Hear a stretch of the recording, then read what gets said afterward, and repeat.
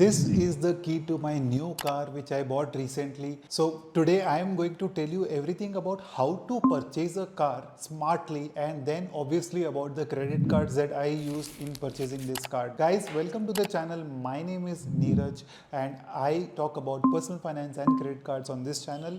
I am also a partner at a firm called Holistic Prime Wealth, wherein we help people like you to manage your day-to-day finances. It's a one-stop shop to take care of all your financial needs. So do reach out to me if you need any help. Okay guys, so before we start, let me do some base building. Basically what I'm going to do today is I'm going to help you first figure out the best way to buy a car, right? And how to negotiate on the pricing, because that is the most important aspect of buying the car. Credit cards is the last step of doing all of this, which is where you focus on making the payment, right? So payment is obviously the last step for buying the car. I personally purchased the car by making full payment. If you do not have the affordability and you want to use a loan, then you can use a loan, but you can use the strategies that we are discussing in the video today to negotiate the price of the car itself, right? So first, if you have identified the car, right, once you have understood as to which car to buy, for me primarily safety is the most important aspect of buying the car. So if you have identified which car to buy, then you start taking quotes for the car from at least two dealers. Okay, do that if you have a lot of time. I personally did not have so much time, so I just went to one dealer and used the data points that we are going to discuss today. So you can take quotes from one or two dealers for the same car. If you are not doing from two dealers, do it from one dealer. Obviously you have to talk to one dealer, right? Once you get the price list right, you will see a lot of different columns in the price list. I'll share the one of the price list as an example on the screen. You will see different columns in the price list, right? There will be something called ex-showroom price. Then ex-showroom price is the cost of the car, which also includes the GST payment on the car, right?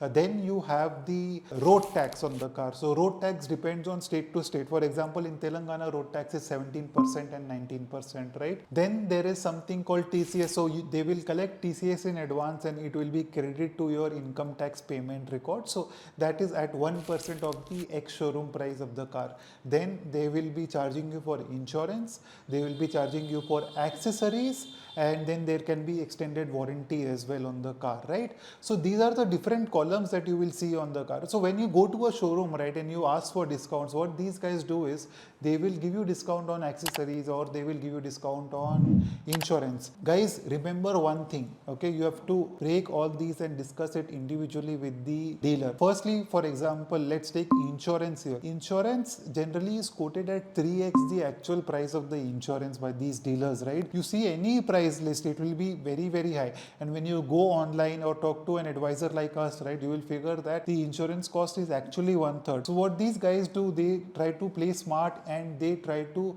give you a discount on the insurance. Say for example, if the actual cost of insurance is 50,000 rupees, they will quote 1.5 lakh rupees and then they will say that we are giving you 50,000 rupees discount on the car, right? That does not make sense. You have to tell them that I'm going to buy my insurance separately, or this is the cost I am willing to pay. I personally bought the insurance through the showroom only for one reason, which I will tell you. But then I told them what is the price that I'm willing to pay for the insurance, and they agreed to do that, right? So the reason for buying the insurance from the dealer and not buying it directly is simple. If I buy it through dealer and if any claim comes, the service center will take care of the claim. I don't have to bother running around for the claim. That is the only reason for buying the insurance through the dealer. But make sure that you negotiate on the insurance aspect separately. Your insurance should be as per the price online, right? Do not go by the insurance price quoted by the dealer. Now what about the discounts on the car, right? The real discount should not be on accessories, it should not be on insurance. The real discount should be negotiated on the ex-showroom price.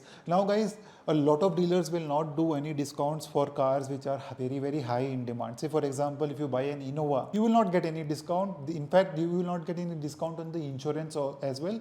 These dealers are very adamant and they are very rude that way as far as Toyota is concerned, right? Which was my personal experience as well. They did not even follow up with me to see if I am interested in the car.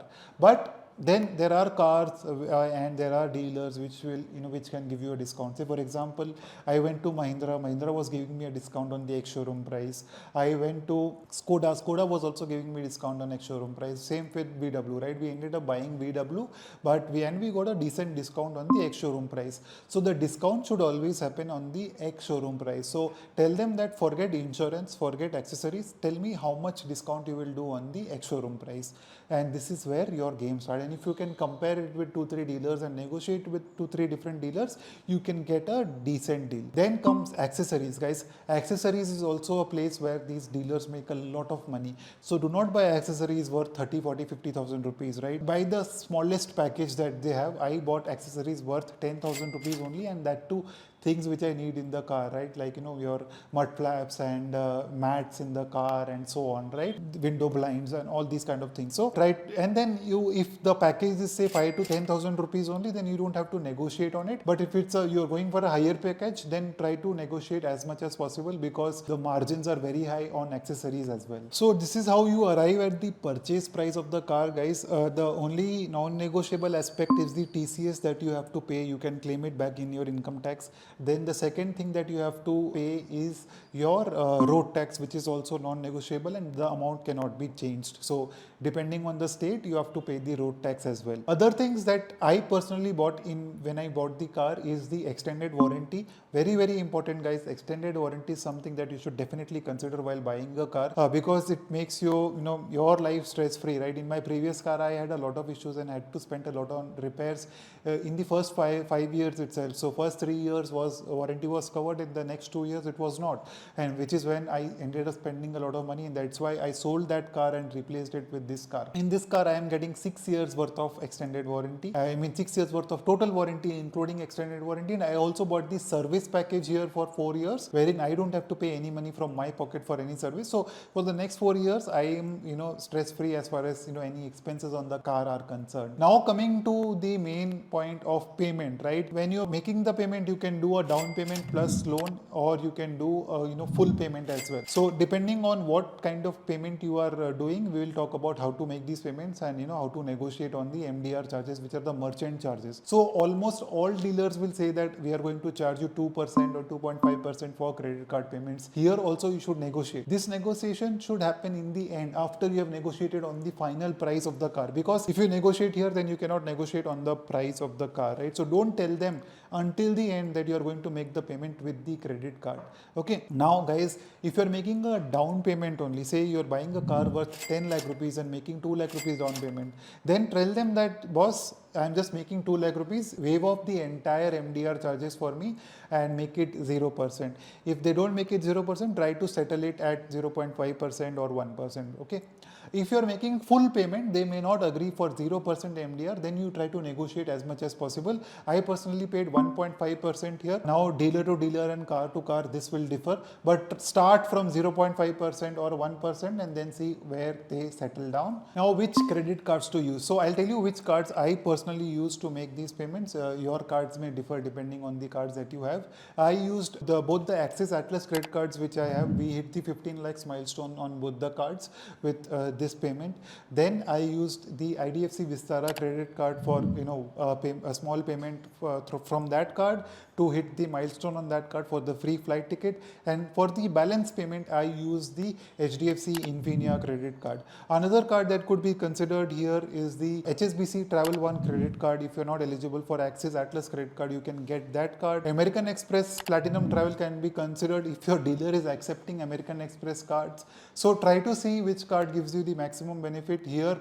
Ideally, the best card would be obviously Axis Atlas credit card.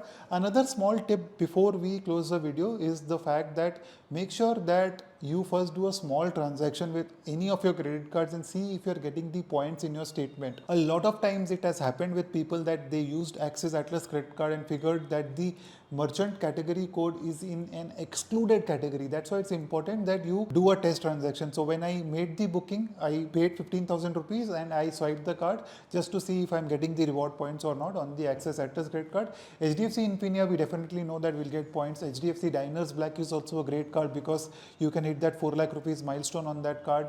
Then apart from that, which other card you can consider SBI Aurum credit card also for these milestones, right? So lots of cards are there. See my video on premium credit cards which we did recently to figure out which card could work best for you for your credit card payments. And also let me know in the comment section if you want to do more of such car videos for a specific car as well. Happy to do that as well. Thank you so much for watching, and I hope you learned a lot from this video. If you did, please share it with your friends and ask them to like and subscribe. Thank you.